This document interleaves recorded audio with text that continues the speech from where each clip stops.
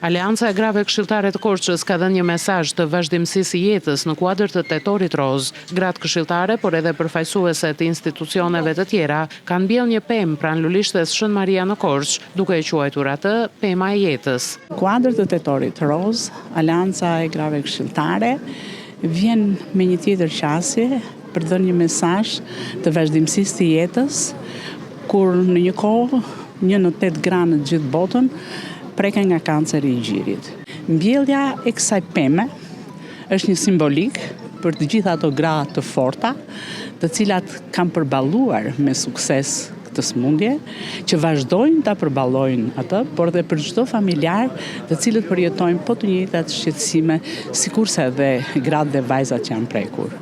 Ndaj le ta quajmë këtë pemë, pemën e jetës, pemën e kujdesit ndaj vetes, pemën e cila na jep një mesazh të fortë, ta duam veten për vete dhe për familjen. Gratë pjesëmarrëse kanë bërthirrje që të gjitha gratë dhe vajzat të kryejnë kontrolle shëndetësore dhe të përgjigjen thirrjeve të institucioneve shëndetësore për kontrollet e përvitshme, të cilat mund të shpëtojnë jetën.